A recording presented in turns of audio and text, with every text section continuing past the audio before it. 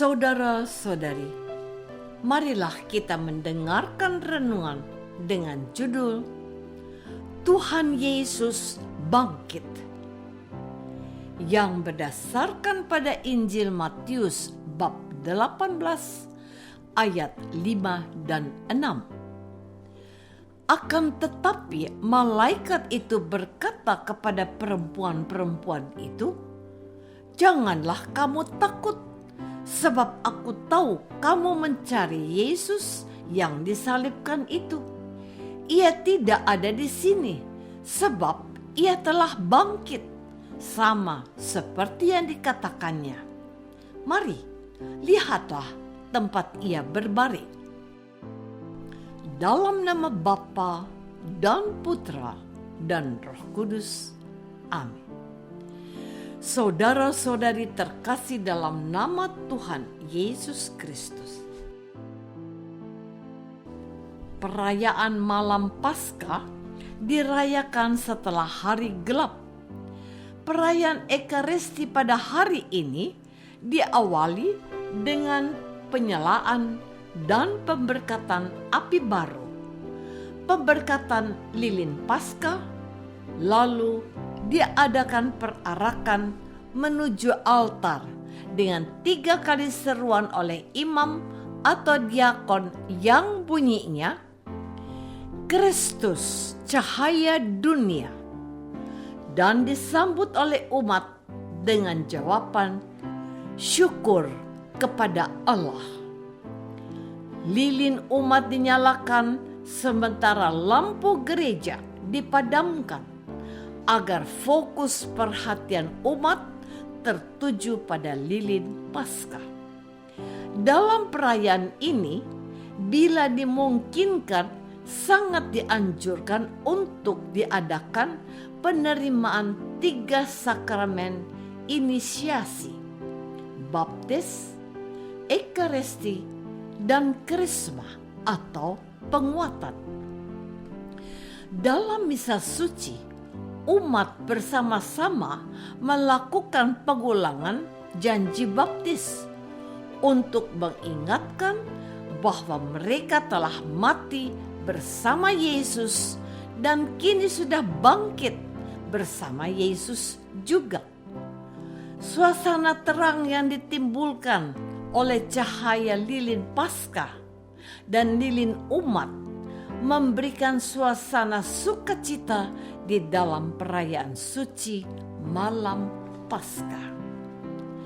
Saudara-saudari terkasih, dalam liturgi malam Paskah ini disediakan santapan rohani berupa bacaan Alkitab yang jumlahnya ada 9 bacaan. Namun untuk keperluan tertentu dapat dikurangi. Artinya ada 3 bacaan dari Perjanjian Lama, 1 bacaan pertama dari Perjanjian Baru, dan Injil Suci. Namun perlu diperhatikan bahwa bacaan pembebasan dari Mesir wajib untuk dibacakan, sebab itu melambangkan pembebasan dari dosa dalam sakramen pembaptisan. Bacaan Injil hari ini diambil dari Injil Matius bab 28 ayat 1 sampai 10. Dikisahkan pagi-pagi benar setelah hari Sabat lewat, Maria Magdalena dan Maria yang lain pergi menengok kubur Yesus. Apa yang mereka lakukan ini adalah tanda cinta mereka kepada orang yang sangat mereka cintai, yaitu Yesus, guru mereka. Pada saat mereka datang, terjadilah gempa. Tetapi wanita-wanita itu tidak beranjak pergi dari situ. Gempa itu adalah tanda kehadiran dan kemahakuasaan Tuhan disertai malaikat yang menggulingkan batu makam. Tetapi para prajurit dan penjaga makam sangat takut.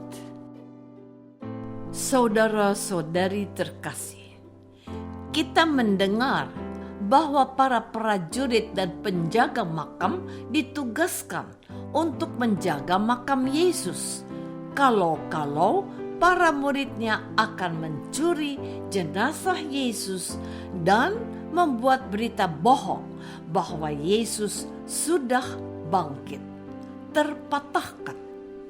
Mereka gentar dan ketakutan dan menjadi seperti orang-orang mati.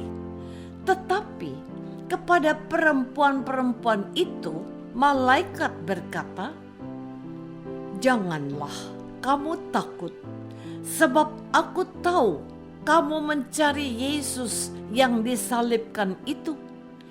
Ia tidak ada di sini, sebab ia telah bangkit, sama seperti yang dikatakannya. Mari, lihatlah tempat ia berbaring." Setelah itu, malaikat itu berpesan supaya mereka memberitakan kebangkitan Tuhan Yesus itu kepada para muridnya, dan supaya mereka ke Galilea untuk melihat Yesus yang bangkit. Namun dalam perjalanan tersebut, tiba-tiba Yesus menampakkan diri kepada wanita-wanita itu dengan mengucapkan sapaan, "Salam bagimu." Mereka mendekatinya, memeluk kakinya dan menyembahnya. Ini adalah tanda iman mereka kepada Yesus yang bangkit dan yang mereka rindukan. Menarik bahwa pesan yang sama disampaikan oleh Yesus kepada para wanita itu, agar mereka pergi kepada para murid Yesus, agar mereka pergi ke Galilea, dan di sanalah mereka akan melihat aku. Saudara-saudari terkasih, Tuhan Yesus akan menemui para muridnya di Galilea. Apa maksud pesan ini? Bukankah para murid Yesus itu telah meninggalkan dia ketika dia ditangkap, didera, disiksa, dan akhirnya disalibkan dan wafat? Kepada para wanita yang memiliki cinta yang besar, Tuhan Yesus telah menampakkan dirinya. Kini ia menegaskan kepada mereka bahwa cinta Tuhan kepada para muridnya tidak berkurang. Ia mengampuni mereka dan menantikan kehadiran mereka di Galilea. Di Galilea ini, Yesus telah memanggil mereka untuk pertama kalinya menjadi muridnya untuk menjala manusia. Menarik untuk diperhatikan bahwa cinta yang besar kepada Yesus itu dihargai oleh Tuhan dengan menemui wanita-wanita itu secara langsung. Mereka yang telah bertemu dengan Tuhan itu memiliki tugas untuk memberitakan pengalaman istimewa mereka yang bertemu dengan Sang Bangkit. Mereka diutus untuk mewartakan kabar bahagia ini kepada para rasul yang selama ini mengikuti Yesus. Tujuannya supaya mereka tidak takut lagi dan iman kepercayaan mereka kepada Yesus dikuatkan dan diteguhkan sebagai bukti bahwa Yesus sungguh telah bangkit. Maka mereka harus menemui Yesus sendiri di Galilea.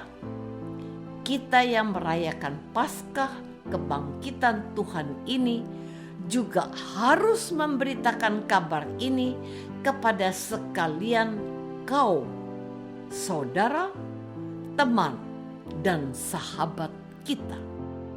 Yesus itu memang telah wafat, namun dia bangkit dan menampakkan diri kepada para muridnya.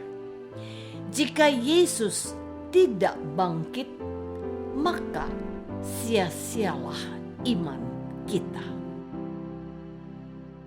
Apakah aku selalu berusaha mencintai Yesus yang telah wafat dan bangkit bagiku? Marilah kita berdoa. Bapa yang Maha Baik, Tuhan Yesus telah bangkit seperti pernah dikatakannya.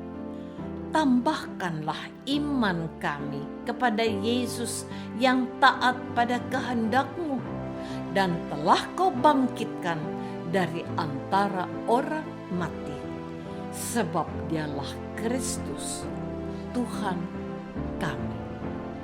Amin. Semoga kita semua selalu dinaungi dan dibimbing oleh berkat Allah yang Maha Kuasa, Bapa dan Putra dan Roh Kudus. Amin.